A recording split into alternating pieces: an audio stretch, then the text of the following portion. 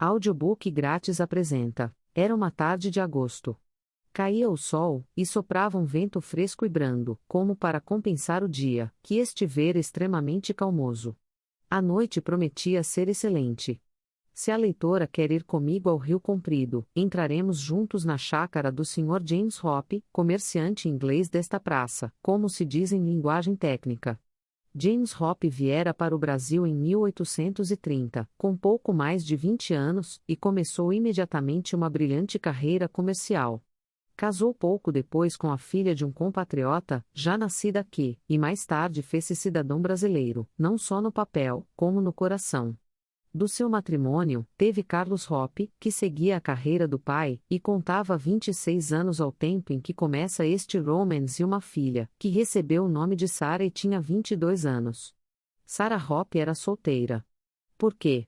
A sua beleza era incontestável, reunia a graça brasileira, gravidade britânica, e em tudo parecia destinada a dominar os homens. A voz, o olhar, as maneiras, tudo possuía um misterioso condão fascinador. Além disto, era rica e ocupava uma invejável posição na sociedade. Dizia-se a boca pequena que algumas paixões havia já inspirado a interessante moça, mas não constava que elas houvesse tido em sua vida. Por quê? Esta pergunta todos a faziam, até o pai que, apesar de robusto e sadio, previa algum acontecimento que viesse a deixar a família sem chefe, e desejava ver casada sua querida Sarah. Na tarde em que começa esta narrativa, estavam todos assentados no jardim, em companhia de mais 3 rapazes da cidade que tinham ido jantar em casa de James Hope. Dispensem-me de lhes pintar as visitas do velho comerciante. Bastará dizer que um deles, o mais alto, era advogado principiante, dispondo de algum dinheiro do pai, chamava-se Jorge II, cujo nome era Mateus, era comerciante, sócio de um tio que dirigia uma grande casa. O mais baixo não era coisa nenhuma, tinha algum pecúlio, e chamava-se Andrade. Estudara medicina, mas não tratava doentes, por glória da ciência e sossego da humanidade. James Hope estava extremamente alegre e bem disposto, e todos os mais pareciam gozar o mesmo beatífico estado. Quem entrasse subitamente no jardim, sem ser pressentido, podia descobrir que os 3 rapazes procuravam obter as boas graças de Sarah, tão visivelmente que, não só os pais da moça o percebiam, mas até não podiam encobrir eles mesmos, uns aos outros, as suas pretensões. Se isto era assim, escusado é dizer que a mesma Sarah conhecia o jogo dos 3 rapazes, porque em geral a mulher sabe que é amada por um homem, antes mesmo que ele o perceba. Longe de parecer incomodada com o fogo dos 3 exércitos, Sarah os tratava com tanta bondade e graça que parecia indicar uma criatura coquete e frívola. Mas quem atentasse alguns minutos, conheceria que ela era mais irônica que sincera, e, por isso mesmo que os igualava, os desprezava a todos. James Hope acabava de contar uma anedota da sua mocidade, ocorrida em Inglaterra. A anedota era interessante, e o James sabia narrar, talento difícil e raro. Entusiasmado com os vários pormenores de costumes ingleses a que James Hope teve de aludir, o advogado manifestou o grande desejo que nutria de ver a Inglaterra, e em geral o desejo de viajar toda a Europa. Há de gostar, disse Hope. As viagens deleitam muito e, além disso, nunca devemos desprezar as coisas estranhas. Eu iria de boa vontade à Inglaterra, durante alguns meses, mas creio que já não posso viver sem o nosso Brasil. É o que me acontece, acudiu Andrade. Acredito que lá fora haja muita coisa melhor do que cá, mas nós aqui temos coisas melhores do que lá. Umas compensam as outras e por isso não valeria a pena de uma viagem. Mateus e Jorge não foram absolutamente desta ideia. Ambos protestaram que dariam algum dia um pulo ao velho mundo. Mas por que não faz isso que diz, Sr. Hope? Perguntou Mateus. Ninguém melhor do que o senhor pode realizar esse desejo. Sim, mas há um obstáculo. Não sou eu, acudiu rindo Carlos Hope. Não és tu, disse o pai, é Sarah. Ah! Disseram os rapazes. Eu, meu pai? Perguntou a moça. 3 vezes tenho tentado a viagem, mas Sarah opõe sempre algumas razões, e não vou. Creio que descobri a causa da resistência dela. E qual é? Perguntou Sarah, rindo. Sarah tem medo do mar. Medo? Exclamou a moça, franzindo as sobrancelhas. O tom com que ela proferiu esta simples exclamação impressionou o auditório. Bastava aquilo para pintar um caráter. Houve alguns segundos de silêncio, durante os quais contemplavam a bela Sarah, cujo rosto pouco a pouco readquiriu a calma habitual. Ofendi-te, Sarah? Perguntou James. Ah! Isso não se diz, meu pai! Exclamou a moça com todas as harmonias de sua voz. Não podia haver ofensa, houve apenas uma tal qual impressão de espanto, quando ouvi falar de medo. Meu pai sabe que eu não tenho medo. Sei que não, e já me deste provas disso, mas uma criatura pode ser valorosa e ter medo ao mar. Pois não é esse o meu caso, interrompeu Sarah. Se lhe dei algumas razões, é porque me pareceram aceitáveis. Pela minha parte, interrompeu Andrade, penso que foi um erro que o Sr. Hope aceitasse tais razões. Era conveniente, e mais do que conveniente, era indispensável, que a Inglaterra visse que flores pode dar uma planta sua, quando transplantada às regiões americanas. Miss Hope seria lá o mais brilhante símbolo desta aliança de duas raças vivaces. Miss Hope sorriu ouvindo este cumprimento, e a conversa tomou diverso caminho. Nessa mesma noite, foram os 3 rapazes cear no Hotel Provençaux, depois de terem passado 2 horas no ginásio. Havia já 2 ou 3 meses que andavam naquela campanha sem se comunicarem uns aos outros as impressões ou as esperanças que tinham. Estas, porém, se alguma vez as tiveram, começavam a diminuir, pelo que não tardaria muito que os 3 pretendentes se abrissem francamente e dissessem todas as suas ideias a respeito de Sarah.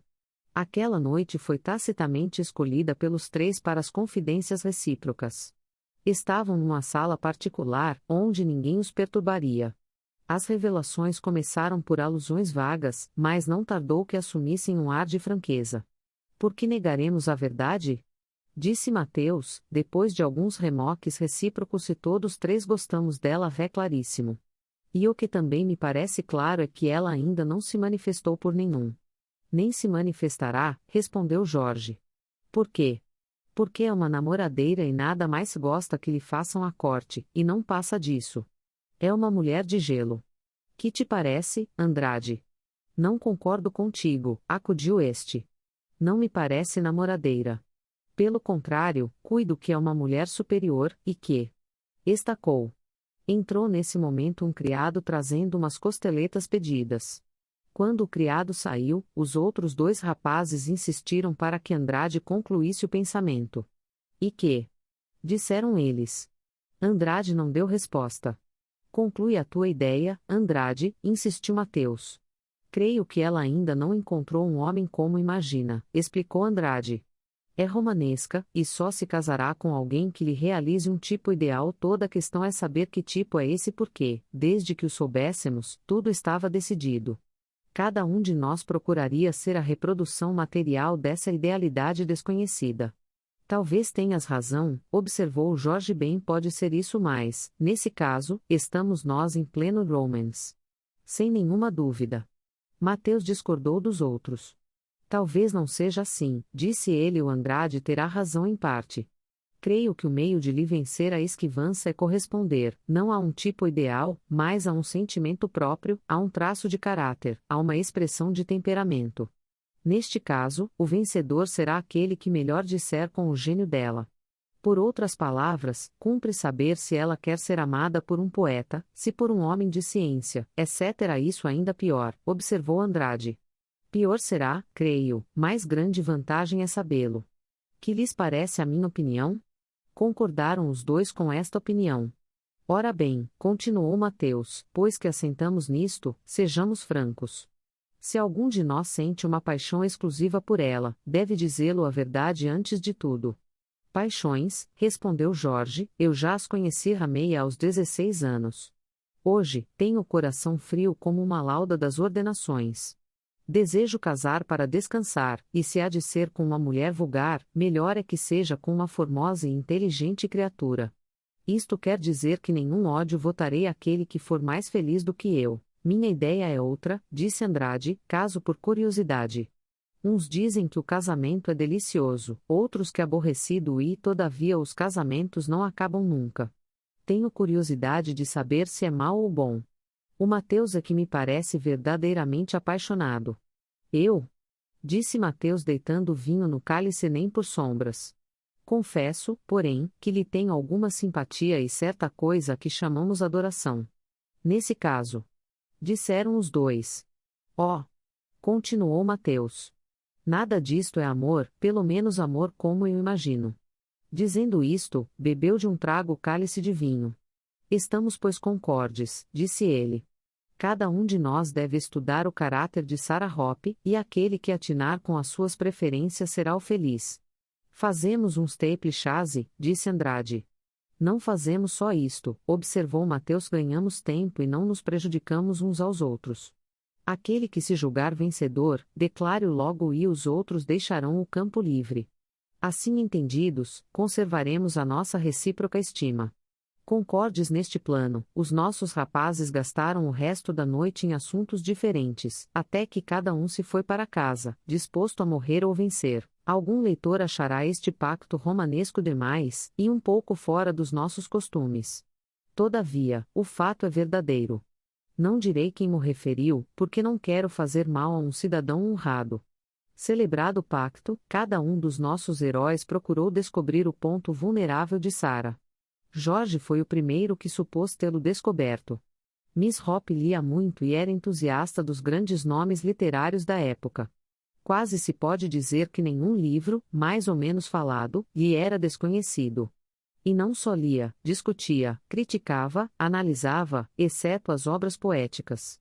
A poesia, dizia ela, não se analisa, sente-se ou esquece-se. Seria esse o ponto vulnerável da moça? Jorge procurou sabê-lo e não esqueceu nenhum meio necessário para isso. Conversaram de literatura longas horas, e Jorge dava largas a um entusiasmo poético mais ou menos real. Notou Sarah esse prurido literário do rapaz, mas sem indagar as causas dele, tratou de o aproveitar no sentido das suas preferências.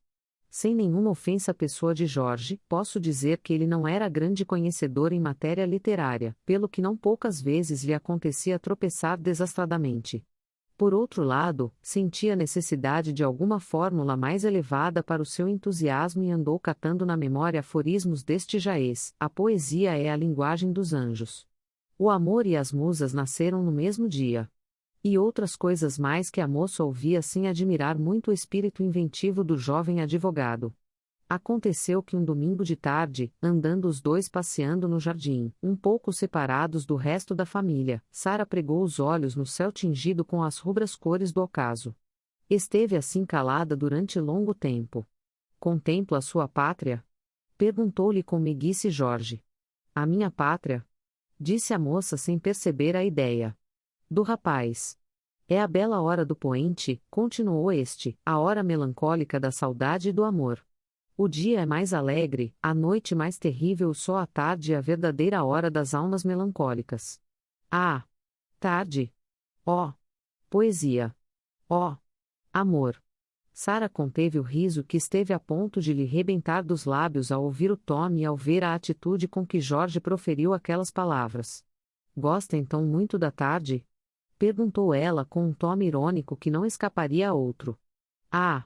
Muito! Respondeu Jorge. A tarde é a hora em que a natureza parece convidar os homens ao amor, à meditação, à saudade, ao arroubo, aos suspiros, a cantar com os anjos, a conversar com Deus.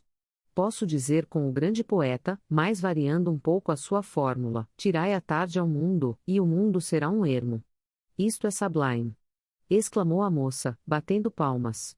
Jorge parecia contente de si. Deitou à moça um olhar lânguido e amoroso e foi o único agradecimento que deu ao elogio de Sarah. A moça compreendeu que a conversa podia seguir um caminho menos agradável. Parecia-lhe ver já dançando nos lábios do rapaz uma confissão intempestiva. Creio que meu pai me chama, disse ela. Vamos. Jorge foi obrigado a acompanhar a moça, que se aproximou da família. Os outros dois pretendentes viram o ar alegre de Jorge, e concluíram que ele estava no caminho da felicidade. Sarah, entretanto, não mostrava a confusão própria de uma moça que acaba de ouvir uma confissão de amor. Olhava muitas vezes para Jorge, mas era com uns longes de ironia, e em todo caso perfeitamente tranquila. Não tem que ver, dizia a Jorge consigo, acertei-lhe com a corda, a rapariga romanesca tem vocação literária, gosta de exaltações poéticas. Não se deteve o jovem advogado a essa descoberta, seguiu-se logo uma carta ardente, poética, nebulosa, carta que nem um filósofo alemão chegaria a entender. Poupo aos leitores a íntegra desse documento, mas não resisto à intenção de lhes transcrever aqui um período, que bem o merece.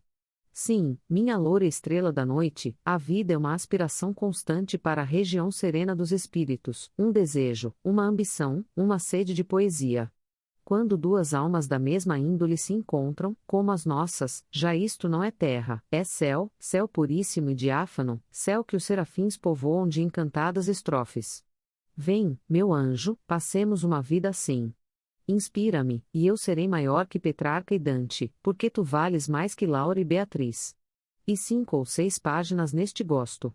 Esta carta foi entregue, num domingo, à saída do Rio Comprido, sem que a moça tivesse ocasião de perguntar o que aquilo era. Digamos a verdade toda. Jorge passou a noite sobressaltado. Sonhou que entrava com Miss Hop em um riquíssimo castelo de ouro e esmeraldas, cuja porta era guardada por 2 arcanjos de longas asas abertas, e depois, sonhou que o mundo inteiro, por meio de uma comissão, o coroava poeta, rival de Homero. Sonhou muitas coisas neste sentido, até que veio a sonhar com um chafariz, que deitava, em vez de água, espingardas de agulha, verdadeiro disparate que só Morfeu sabe criar. 3 dias depois foi procurado pelo irmão de Sara. Minha demora é pequena, disse o rapaz, venho por parte de minha mana. Ah! E peço-lhe que não veja nisto nada de ofensivo. Nisto que? Minha mana quis por força que eu viesse restituir-lhe esta carta aí, que lhe dissesse. Em suma, isto é bastante, aqui tem a carta. Ainda uma vez, não há ofensa, e a coisa fica entre nós. Jorge não achava palavra para responder. Estava pálido e vexado. Carlos não poupou expressões nem carícias para provar ao rapaz que não desejava a menor alteração na amizade que se votavam um ao outro. Minha mana é caprichosa, dizia ele, é por isso. Concordo que foi um ato de loucura, disse enfim Jorge, animado pelas maneiras do irmão de Sara, mas o senhor compreenderá que um amor. Compreendo tudo, disse Carlos, e é por isso que lhe peço esqueça isto, e ao mesmo tempo posso afirmar-lhe que Sara não tem nenhum ressentimento disto. Portanto, amigos como dantes. E saiu. Jorge ficou só. Estava acabrunhado, envergonhado, desesperado. Não lamentava tanto a derrota como as circunstâncias dela. Entretanto, era preciso mostrar boa cara à sua fortuna, e o rapaz não hesitou em confessar a derrota aos 2 adversários. Safa! Disse Andrade, essa agora é pior. Se ela está disposta a devolver todas as cartas pelo irmão, é provável que o rapaz se não empregue em outra coisa. Não sei disto, respondeu Jorge, confesso-me vencido, eis tudo. Durante esta curta batalha, dada pelo jovem advogado, os outros pretendentes não estavam ociosos, e cada qual por si procurava descobrir o ponto fraco na couraça de Sara. Qual deles acertaria? Vamos sabê-lo nas páginas que nos restam. Mais curta foi a campanha de Mateus imaginar a ele que a moça amaria loucamente a quem lhe desse sinais de bravura. Concluía isto da exclamação que lhe ouvira, quando James Hop disse que ela tinha medo do mar. Tudo empregou Mateus para seduzir Miss Hop por esse lado. Em vão. A moça parecia cada vez mais recalcitrante. Não houve proeza que o candidato não referisse como glória sua, e algumas fê-las ele mesmo com sobrescrito para ela. Sara era uma rocha.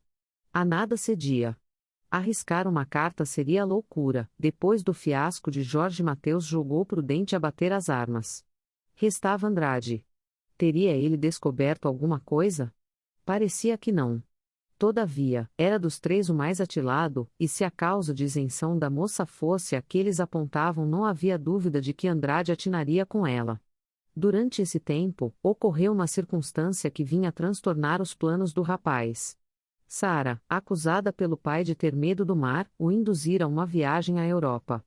James Hop participou alegre esta notícia aos 3 moços. Mas vão já? Perguntou Andrade, quando o pai de Sara lhe disse isto na rua. Daqui a 2 meses, respondeu o velho.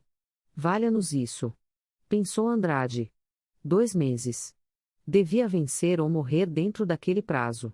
Andrade auscultava o espírito da moça com perseverança e solicitude, nada lhe era indiferente um livro, uma frase, um gesto, uma opinião, tudo Andrade ouvia com atenção religiosa, tudo examinava cuidadosamente.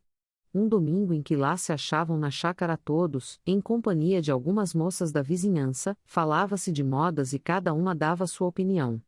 Andrade conversava alegremente e também discutia o assunto da conversa, mas o seu olhar, a sua atenção estavam voltados para a bela Sara. A distração da moça era evidente. Em que pensaria ela? De repente, entra pelo jardim o filho de James, que ficara na cidade para aviar uns negócios do paquete. Sabem a novidade? Disse ele. Que é? Perguntaram todos. Caiu o ministério. Deveras? Disse James. Que temos nós com o ministério?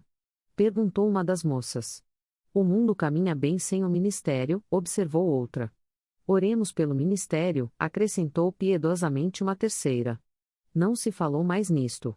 Aparentemente, era uma coisa insignificante, um incidente sem resultado, na vida aprazível daquela abençoada solidão. Assim seria para os outros. Para Andrade foi um raio de luz ou pelo menos um indício veemente. Notou ele que Sara ouvira a notícia com atenção profunda demais para o seu sexo, e depois ficara algum tanto pensativa. Por quê? Tomou nota do incidente. Noutra ocasião, foi surpreendê-la a ler um livro. Que livro será esse? Perguntou ele sorrindo.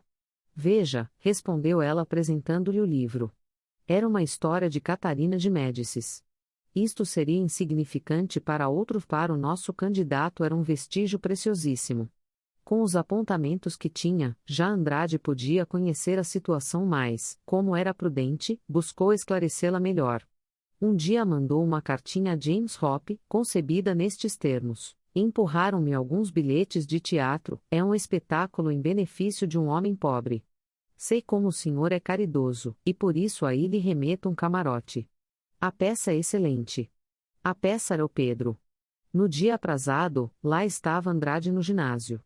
Hope não faltou, com a família, ao espetáculo anunciado. Nunca Andrade sentira tanto a beleza de Sara. Estava esplêndida, mas o que aumentava a beleza e o que lhe inspirava adoração maior, era o concerto de louvores que ele ouvira à roda de si. Se todos gostavam dela, não era natural que ela só lhe pertencesse a ele? Pela razão de beleza, como por causa das observações que Andrade queria fazer, não tirou os olhos da moça durante a noite inteira.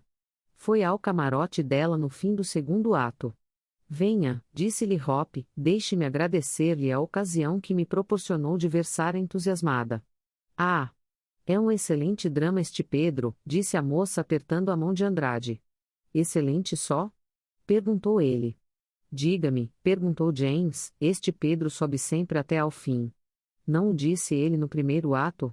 Respondeu Andrade. Subir. Subir. Subir. Quando um homem sente em si uma grande ambição, não pode deixar de realizá-la, porque justamente nesse caso é que se deve aplicar o querer é poder. Tem razão, disse Sara. Pela minha parte, continuou Andrade, nunca deixei de admirar este caráter soberbo, natural, grandioso, que me parece falar ao que há de mais íntimo em minha alma. Que é a vida sem uma grande ambição? Este arrojo de vaidade produziu o desejado efeito, eletrizou a moça, a cujos olhos parecia que Andrade se havia transfigurado. Bem o percebeu Andrade, que coroava assim os seus esforços. Adivinhara tudo. Tudo o quê? Adivinhara que Miss Hope era ambiciosa. Eram duas pessoas diferentes até aquele dia, daí a pouco, pareciam entender-se, harmonizar-se, completar-se. Tendo compreendido e sondado a situação, Andrade não deixou de prosseguir no ataque em regra. Sabia para onde iam as simpatias da moça, foi com elas, e tão cauteloso, e ao mesmo tempo tão audaz, que inspirou ao espírito de Sara pouco disfarçável entusiasmo. Entusiasmo, digo, e era esse o sentimento que devia inspirar quem pretendesse o coração de Miss Hope. Amor é bom para as almas angélicas. Sara não era assim, a ambição não se contenta com flores e horizontes curtos. Não pelo amor, mas pelo entusiasmo, é que ela devia ser vencida. Sara via Andrade com olhos de admiração. Ele soubera, a pouco e pouco, convencê-la de que era um homem essencialmente ambicioso, confiado na sua estrela e seguro dos seus destinos. Que mais queria a moça? Ela era efetivamente ambiciosa e sedenta de honras e eminências. Se tivesse nascido nas imediações de um trono, poria esse trono em perigo. Para que ela amasse alguém, era necessário que esse pudesse competir com ela no gênio e lhe afiançasse a vinda de glórias futuras. Andrade compreendera isso. E tão hábil se houve que conseguira fascinar a moça. Hábil, digo eu, e nada mais porque, se houve jamais criatura desambiciosa neste mundo, espírito mais tímido, gênio menos desejoso de mando e poderio, esse foi sem dúvida o nosso Andrade. A paz era para ele o ideal. E a ambição não existe sem perpétua guerra. Como conciliar, pois, este gênio natural com as esperanças que inspirara a ambiciosa Sara? Deixava ao futuro? Desenganá-la-ia, quando fosse conveniente? A viagem à Europa foi ainda uma vez adiada, porque Andrade, competentemente autorizado pela moça, pediu em casamento ao honrado comerciante James Hope. Perco ainda uma vez a minha viagem, disse o velho, mas desta vez por um motivo legítimo e agradável faço minha filha feliz. Parece-lhe que eu. Murmurou Andrade. Ande lá, disse Hope batendo no ombro do futuro genro, minha filha morre pelo senhor. O casamento foi celebrado dentro de um mês. Os noivos foram passar a lua de mel na Tijuca. 5 meses depois, estavam ambos na cidade, ocupando uma casa poética e romanesca em Andaraí. Até então a vida foi um caminho semeado de flores. Mas o amor não podia tudo numa aliança iniciada pela ambição. Andrade estava satisfeito e feliz. Simulou enquanto pôde o caráter que não tinha mais lé naturel chassé, revenait ao galope. A pouco e pouco iam manifestando-se as preferências do rapaz por uma vida calma e pacífica, sem ambições, nem ruído. Sara começou a notar que a política e todas as grandezas do Estado aborreciam sobremaneira o marido. Lia alguns romances, alguns versos, e nada mais, aquele homem que, pouco antes de casar, parecia destinado a mudar a face do globo. Política era para ele sinônimo de dormideira. Tarde conheceu Sara quanto se havia enganado. Grande foi a sua desilusão. Como possuísse realmente uma alma ávida de grandeza e poderio, sentiu amargamente este desengano. Quis disfarçá-lo, mas não pôde. E um dia disse a Andrade, por que razão a águia perdeu as asas? Qual águia? Perguntou ele. Andrade compreendeu a intenção dela. A águia era apenas uma pomba, disse ele, passando-lhe o braço à roda da cintura. Sara recuou e foi encostar-se à janela. Caía, então, a tarde e tudo parecia convidar aos devaneios do coração. Suspiras? Perguntou Andrade. Não teve resposta. Houve longo silêncio, interrompido apenas pelo tacão de Andrade, que batia compassadamente no chão. Afinal, levantou-se o rapaz. Olha, Sara, disse ele, vês este céu dourado e esta natureza tranquila? A moça não respondeu. Isto é a vida, isto é a verdadeira glória, continuou o marido. Tudo mais é manjar de almas doentias. Gozemos isto, que deste mundo é o melhor. Deu-lhe um beijo na testa e saiu. Sara ficou longo tempo pensativa, à janela e não sei se a leitora achará ridículo que ela vertesse alguma lágrima. Verteu duas. Uma pelas ambições abatidas e desfeitas. Outra pelo erro em que estivera até então. Porquanto, se o espírito parecia magoado e entorpecido com o desenlace de tantas ilusões, dizia-lhe o coração que a verdadeira felicidade de uma mulher está na paz doméstica. Que mais lhe direi para completar a narrativa? Sara disse adeus às ambições dos primeiros anos, e voltou-se toda para outra ordem de desejos. Quis Deus que ela os realizasse. Quando morrer não terá página na história, mais o marido poderá escrever-lhe na sepultura, foi boa esposa e teve muitos filhos.